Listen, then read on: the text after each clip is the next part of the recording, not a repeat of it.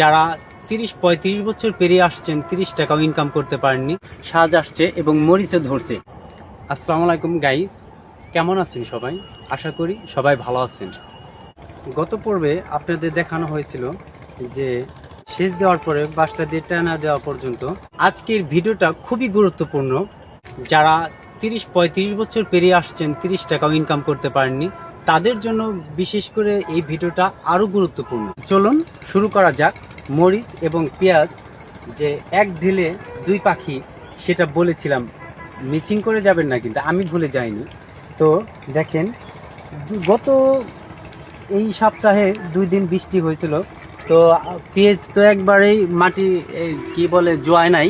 তো মরিচ গাছগুলো কিন্তু খুবই সাবালক হয়েছে এবং কি দেখতেই পাচ্ছেন গাইস, সাজ আসছে এবং মরিচে ধরছে। এই যে গাইস, মরিচ ধরছে খুব সুন্দর। দেখেন গাইস, মরিচের অনেক প্রায় ম্যাক্সিমামগুলোই সাজ আসছে এবং প্রচলিত ভাষায় সাজ বলে, এবং ফুল আসছে এবং মরিচও দেখতে পাচ্ছেন গাইস, খুব সুন্দর। আলহামদুলিল্লাহ, খুব ভালো, এবং আশা করি এর মধ্যে আমি ভালো একটা বেনিফিট পাবো। যার যতটুকু আছে এতটুকু নিয়ে সন্তুষ্ট থেকে, এবং কি ওই জায়গাটুকু আপনি যদি কাজে লাগান, নিজে শ্রম দেন, তাহলে আমি মনে করি কি স্টাবলিশ হতে পারবেন। দেখেন, আপনি পৃথিবীতে কোন মানুষটা চায়নি বড় হতে? সবাই চায় বড় হতে, আমরা সবাই চাই ভালো খাই, ভালো পড়ি, ভালো কিছু করি, কিন্তু চাইলে কি সম্ভব? সম্ভব না।